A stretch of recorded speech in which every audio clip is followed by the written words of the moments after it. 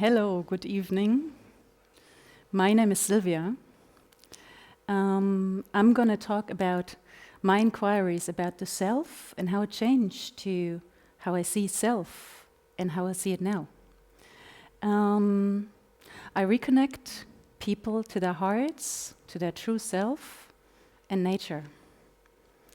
In my early years as a therapist, I tried to find that self. I tried to explore and investigate a self in people.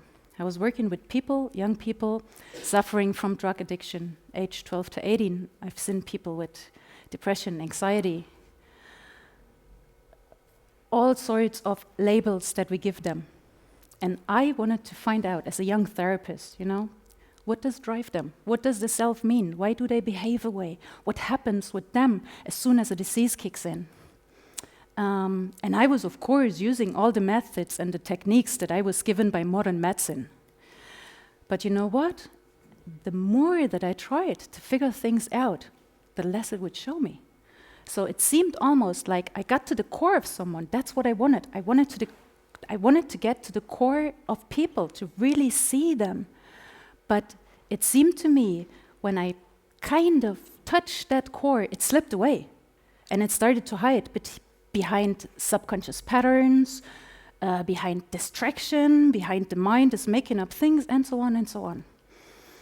I was disappointed because I wanted to find something, I wanted to succeed there. And not just that, but I wanted to make people see and help them see themselves and what they actually truly are behind the labels that we give them. Later, I started to explore the self more with hypnotherapy. So by using my voice, language, speech patterns, the tone, just the modulation of my voice in a therapeutic setting, I was able to access some part of the self in the people that I wasn't able to access before. That was interesting. And I found that very powerful. That was such a great and powerful tool to myself and to the people. To myself, because it was almost like I had that key and I could unlock it and then help people to see a bit more of themselves. But more so, it was a great tool for the people themselves, because what I have seen the first time in my whole years as a therapist was how people opened up a part of themselves which was so powerful, yet vulnerable. And with that and the knowledge that I had, I could help them by giving them steps, or sometimes even not, because I was just unlocking and everything came from the people themselves. So I was totally amazed by that. It was very powerful.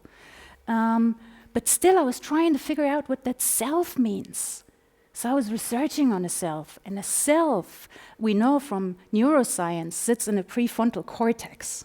That's a part that interacts with different parts of the brain to gain us knowledge about ourselves. So we know who we are. We know our name. We can figure out what we do for profession. We know what we like, the characteristics of the person that I am, and so on, and so on, and so on.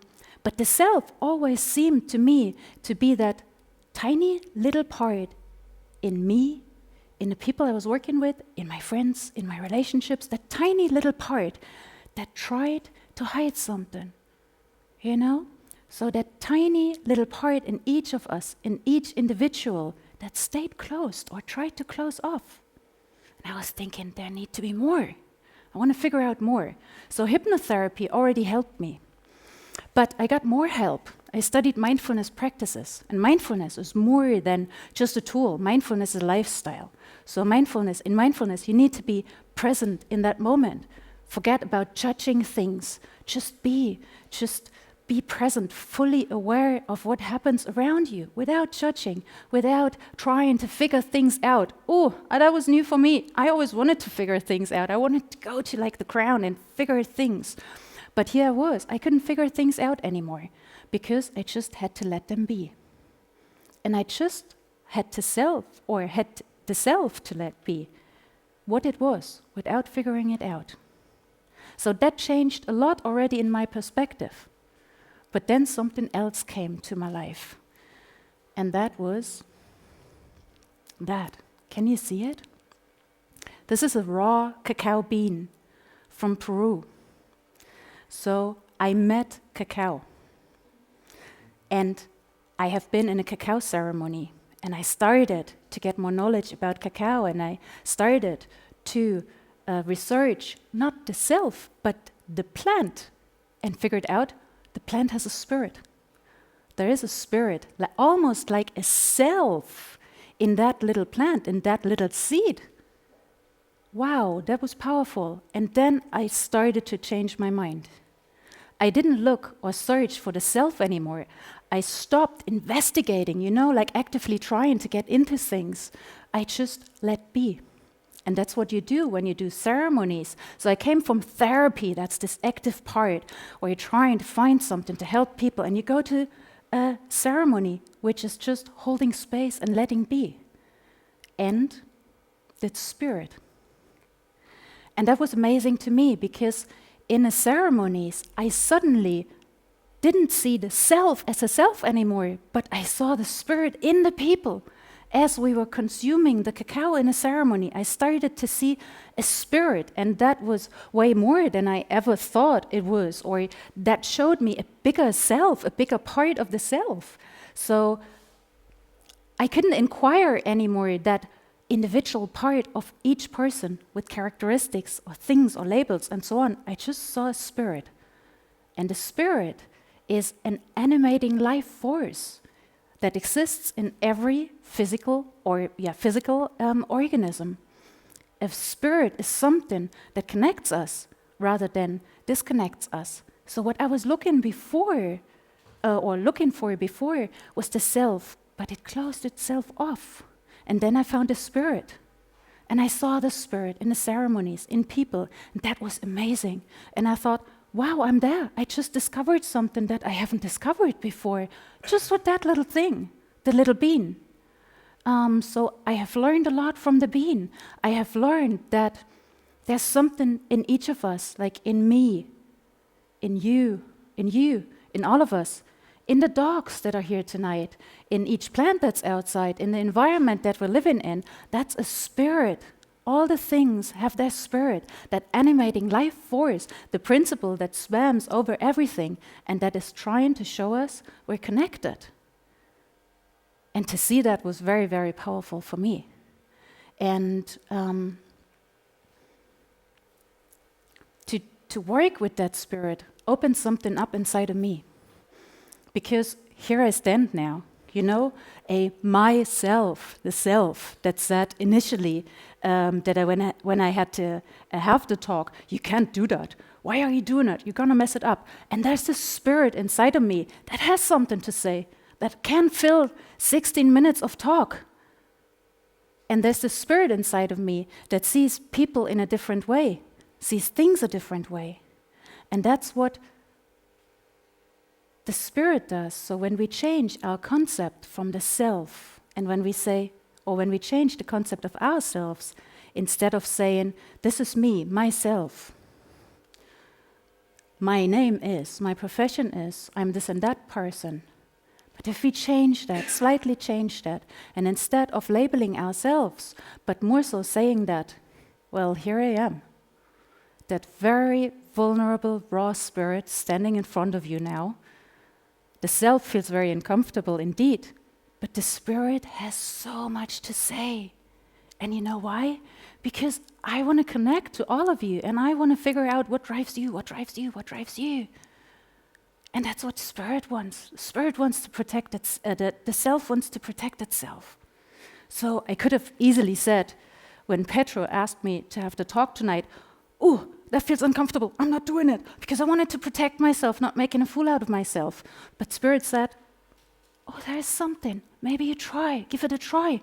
And I think I showed up here tonight, so that's a win already. And I think after having that talk, that I can connect to you way more than I would have staying at home. And I figured something out as well with changing my perspectives. So, I'm standing here, therapist. I studied different therapy professions coming from medicine. Before I was working with people and I could measure, see things, label things. I learned how to use books that could describe symptoms and so on and so on. And now I don't even want to do that anymore. I don't want to know, do you have a depression? I just want to know, who do you actually feel? Who are you? And I just want to see that inside of you. And that's what the Spirit wants. The Spirit wants to connect. So imagine what powerful tool when we shift our perception from the concept of self to the concept of spirit, what we could do. If I shift my perception now to spirit, I see someone smiling beautifully at me. So there's automatically a connection because I feel seen. I know someone's with me because he had the same fears before, because we talked about it. Spirit wants to connect. I see people nodding at me or looking down, like almost it does something to people when I talk here. It makes me feel quite emotional because I see there's spirits inside of here that want to connect. And that's beautiful. And then when I imagine what that does, when we change our perception, I see my spirit, like deep inside that spirit. What is that in there? I see your spirit. I can honor you more. I can relate to you more. I can see what drives you. Who are you? I can see the spirit in a dog. I can see the spirit in an animal in a zoo. I can see the spirit in the food that I eat, because there's a spirit. It's life. It's a living organism. I can see the spirit in there. And then I can ask myself with the food, for instance, well, is that beneficial for me if I eat that or not?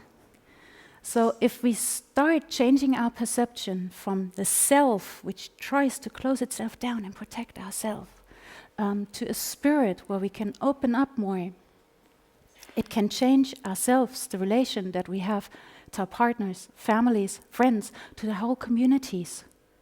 And it can bring people truly together. So it needs some exercise, though, to change the perception.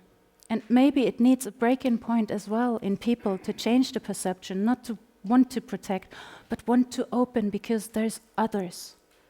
So going back to the people that I used to work with in my early therapy years, I now wouldn't label them anymore. I now would ask, who else do you think feels like that? To bring spirit out and to connect the people instead of closing down and labeling themselves. And I see how that works and how that benefits people when I now work with the ceremonies, or I'm still doing kind of therapy work, but I wouldn't call it therapy anymore. I just call it ceremony. So everyone who's coming is welcome to come in ceremony with me and sit with me, and I can hold space and we can figure out what the spirit is and wants and where something didn't work in their lives.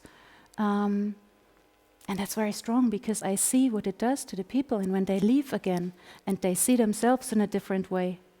It might not be nice initially because it's very painful, it's hard, it's messy, and it's everything but nice. But it changes something inside of us because we start asking ourselves that questions. And the most important question that is leading to the self, to the spirit, is indeed, who are you? And if you can answer that question without using your name, your jobs, the things that you have done, whatever you own, without being a friend of myself, then it starts changing because you see in yourself, like your true self, and not the labels that are given to you through your lifetime. So usually when you meet people on the road, right, they ask you, hey, how are you? And who are you? And you say, yeah, I'm all right. I'm Frank. I'm Martha. I'm whoever. And does it give you any information about the person? No, it's superficial. But try and change it. Next time you meet someone new and they ask you, say something, try to connect and see how confused they are. Try and connect and say, I am thinking. I am a vulnerable person that's very happy to meet you at this moment. And people will look at you like, oh God, but it's practice. Just do it with random people, nothing will happen. They'll just probably look at you and be like, that's the weirdo. And then they refer it to a self again. They give you another label. Just stick to it and try it. And oftentimes we say roles, social roles, we say, I'm a mother, I'm a therapist, and so on and so on. That's why, with my talk initially, I didn't say, I am Sylvia, I am a therapist, or I do this and this. I'm more than that. And you know what? Another amazing thing, I'm just on the way. Try and figure it out. I'm not there, I'm on my way. And it feels good, but it is scary at the same time. So, for all of you who want to be a bit scared, just contact me and I can help you through that. Or really just start by asking yourself that question.